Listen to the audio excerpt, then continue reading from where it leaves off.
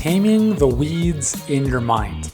I remember years ago when we lived out of the city, one of the nice things about that was we had more space and we had a really, really big backyard. And one year I decided to create a garden.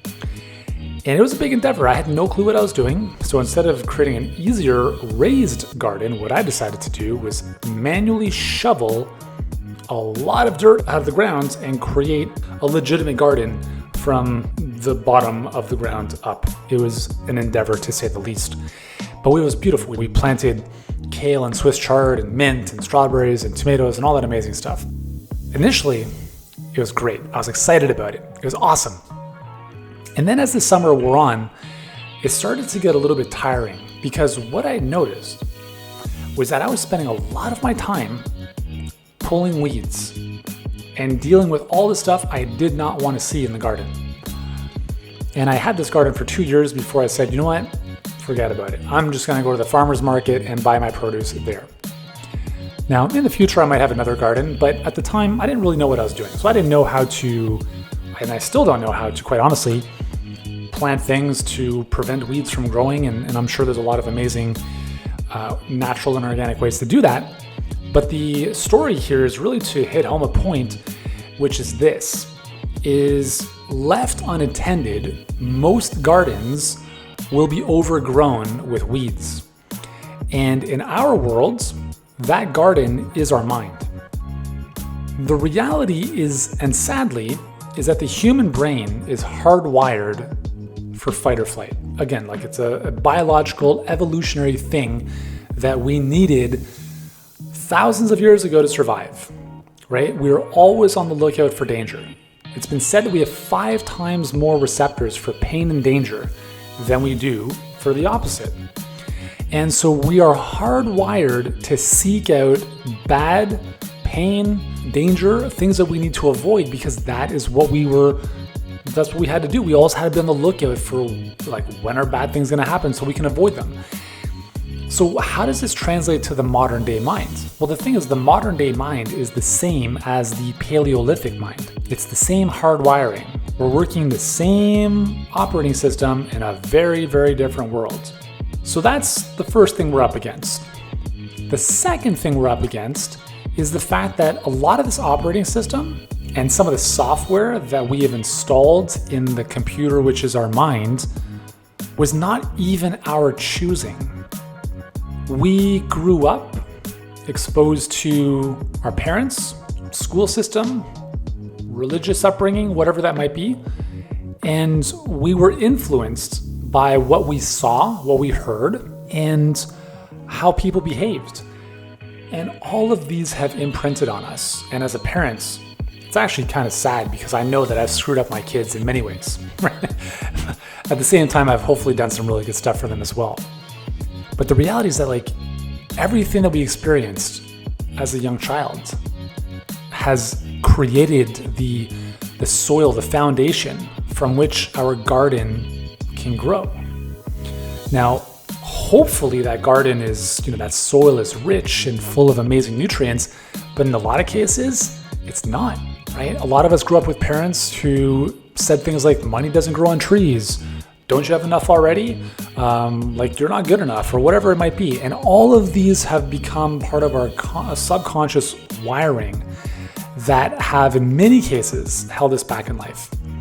So we've talked about the whole idea of like thoughts become things, right? Thoughts, feelings, actions, results. And what I alluded to earlier in that lesson was, well, where do thoughts come from? Well, thoughts come from beliefs, and beliefs most often come from experiences. And those experiences are what we're talking about here, is that those experiences largely are out of our control because a lot of them that have imprinted themselves into our subconscious mind happened when we were young. So, does that mean we have to become victims for the rest of our life? Not at all. Not at all, because we will be victors, not victims. The important thing to realize is that if this is the default setting, if the default setting of our brain, of our mind, of the way our thoughts are going to work, is to naturally navigate towards things not working the way we want them to, the negative side of things, looking for danger and pain, then we have to take a proactive approach to change the inputs, to tend to the weeds in our mind that will grow if we are not consistent and diligent with our thoughts. So when we look at what we have the choice of doing today, we have the choice every single day as grown-ups to choose what we watch, choose what we listen to, choose what we read, and choose who we hang around with. There's nobody forcing us to do any of that stuff, and there's no gun to our head that says you must only do this. And as a result of that, we have all the power. We have the power at our disposal every single day to make better choices. As health entrepreneurs, we know that what we put in our body from a food perspective ultimately creates our physical body, right? You eat an apple, those nutrients turn into our physical body. Part of those nutrients turn into our physical body at some level. And it's amazing when you think of that. Like the tissue that is our human body was created by the very foods that we have eaten. The energy that we feel or don't feel is directly related to the foods that we've put in our body. That is phenomenal to think about that. And so very much like we have to be very aware of the foods that we feed ourselves, we need to be aware of the mind food we feed ourselves, right? So what are the inputs that we are choosing to allow into our brain? Because remember, if we are not conscious and aware and proactive about this, then our mind, in most cases, for most humans, is going to go down the wrong rabbit hole. And the beautiful thing is that although we are, for the most part, working uphill against subconscious software priming that is not really ideal in many cases, we can change. We can improve. And that's the most amazing thing about us humans is we have an unparalleled ability to adapt to our environment. The scientific community discovered the human genome and decoded it. One of the things they noticed was that this huge amount of stuff they called junk DNA. And initially they thought that, oh, this is just like, wood, logs, or twigs in water. It's kind of irrelevant. Like it's not useful. It's just like, let's get this out of the way. But what they later discovered was that this junk DNA has a very, very important role. This junk DNA is really the secret sauce that allows us to adapt to our environment. And this is really exciting because what this means is that we can take someone who grew up in a really unfortunate upbringing. Let's just use the example of someone who grows up in the ghetto, who is exposed to drugs and violence and not the most empowering environment. And within that community, not the best environments, yes, sadly, the majority of people coming out of there are going to replicate those patterns for years to come with their own families and with their own future. But there's always a small percentage of kids who will come out of that environment and who will choose to live a different future, choose to live a different life. And that's really exciting because really what it comes down to is it's a choice. It's a choice to leave what we know that's familiar, that isn't serving us, and choose to be in a better environment, to be in an environment that empowers us, where we are surrounded by people who think like we want to think, who are thinking bigger, who are more optimistic, who are here to contribute, who have a life that is inspiring to model. And the really amazing thing about us humans is because we are social beings, we are literally forced genetically to become like our immediate environment. Why?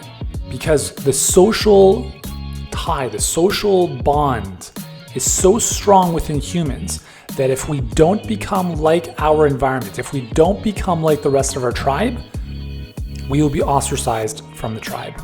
Again, this goes back to like our primitive wiring. And so in this case, it can actually serve us really well because we know that we become, as we've heard before, we become the reflection of the 5 or 6 people we spend the most time with.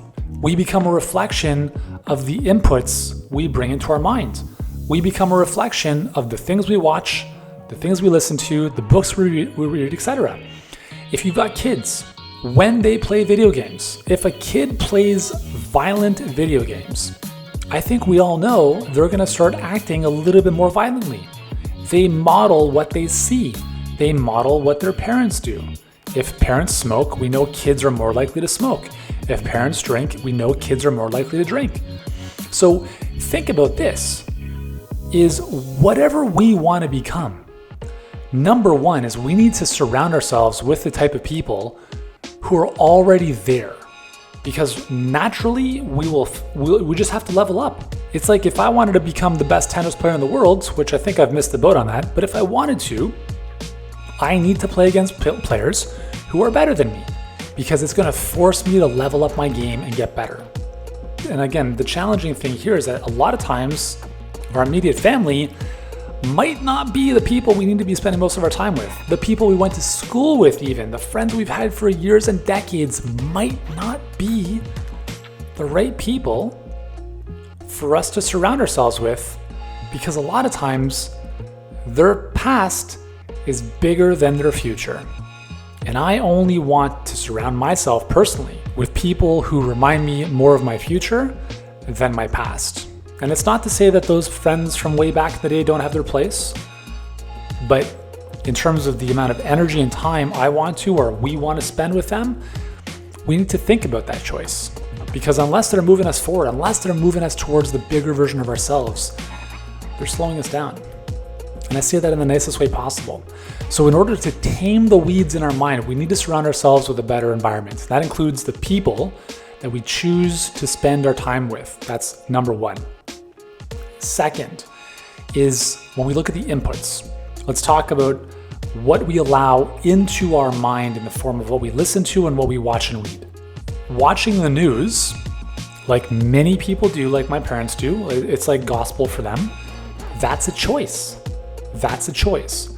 And with every choice we make, there are consequences.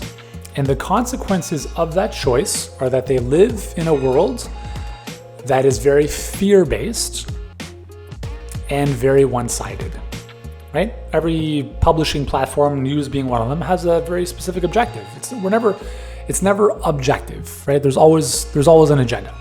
And so if they're paying attention to specific media, then they're consuming only that point of view. And that becomes their reality. And that's fine if that's what they want, and if that's supporting the life they want to live. But personally for me, I never watch the news because there's nothing good I'm ever going to see on the news.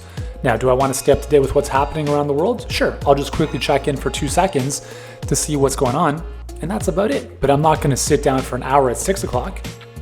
I'm not going to sit down for an hour at 11 o'clock, and I'm certainly not going to start my day watching an hour of the news. Many people do. Many people spend hours every day glued to the news. And it's no wonder that they have a very, very pessimistic and scared view of the world. So how we choose to spend our time and what we consume in terms of what we watch has a direct impact on the worldview that we have. If you are watching things like horror movies, violent TV shows, and negative media on the news, you're gonna have a very different perspective of how this world is compared to someone who's watching Care Bears. Now, I'm not saying watch Care Bears, although I wanted to run a test with my kids about this and see how that would go. But what I am saying is that if we are only seeing negative and bad and violence and death, that becomes our reality. Is that the reality you want? If it is, great, keep doing that. But I'm assuming that it's not because you're here and you're a little bit different, just like I am. So we have to think of, well, what is the reality that I want? What is the world in which I want to live? And that world is one where people are good, where people, for the most part, are here to do well. They're not looking to take advantage of other people. We're here because we want to live in a world where there's love and there's peace and there's people doing good things and there's contribution and we can create anything that we want in life. That's the world I want to live in. That's the world I want to raise my kids in. Now, does that mean that that is objectively true. Is that the objective reality? No, that's my reality, because whatever is subjective to you is real to you. There is no objective reality. There is no one way this life works. Your life is a mirror of what's inside of you. And so if someone is pessimistic and angry and thinks people are terrible, that's their world. And if you don't want that, you're best not to surround yourself with that type of person and those type of inputs. And the beautiful thing about the time in which we live is we can listen to audios like this. We can listen to podcasts, we can listen to books, we can listen to amazing music, we can listen to things that uplift us, that motivate us, that inspire us, that show us what's possible. That even on our darkest days, that even when things are not going the way we want them to, we can press play on our smartphones or on our iPods, and we can instantaneously be plugged into something that is going to lift us up. What did our ancestors do 100, 200 years ago? They didn't have the same stuff. Maybe they had books, but it's not quite the same. Now books, right? Another great example. You can take decades of somebody's life and consume it in the space of a couple of hours. As of this recording, I'm reading a book, and I can't remember the name of it because I'm on my Kindle, so I can never see the titles, by Bob Iger, who is the former CEO of Disney. He was the CEO of Disney for, I believe, 14 years. 14 years! Do you think I might be able to learn a few things from the CEO of one of the largest companies on the planet, one of the largest brands that we've all grown up with? Do you think that there might be some nuggets of wisdom that I can garner from this individual story? 1,000%, right? When we think of the most amazing leaders and authors and experts on this planet, in most cases, they all have books. In the space of a couple of hours, you can take someone's entire life and learn something that can benefit you. And this is an opportunity that is just unbelievable. It's often been said that leaders are readers, and I want to encourage you to have a really healthy daily habit of reading, of learning, of consuming more information, not consuming information from news sites, but reading, spending time in thought, and learning from people who've paved the way before us. Because doing these daily activities, listening to audios like this, reading great things, watching videos that inspire you, not negative news, hanging around with amazing people, this is the secret to building the life you want, to taming the weeds in your mind. Because if we don't control these inputs and we don't tend to our garden, the weeds are too easy to take over. And I want to give you one little nugget before we finish off here. And we're going to expand upon this. If you want to know how you're doing, if you want to know what you're thinking, pay attention to how you feel. Because if you don't feel happy and upbeat and optimistic and certain and knowing that the life you want is here, then those feelings are your dashboard. How you feel is your dashboard. How you feel tells you about your life.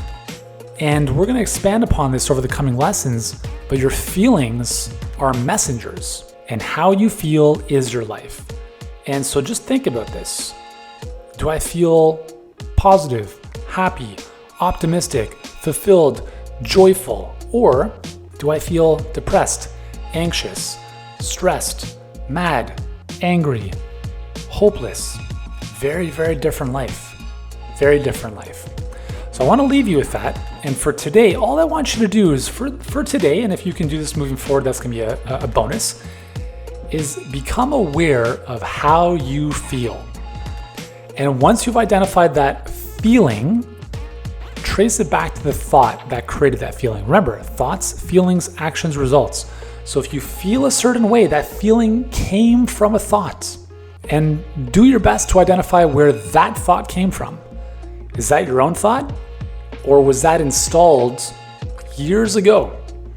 And if it was installed years ago, that is a weed that you have control of taking out of your garden by replacing it with better plants and better nourishments. Make sense? So that is how we can tame the weeds in your mind to help you live your best life.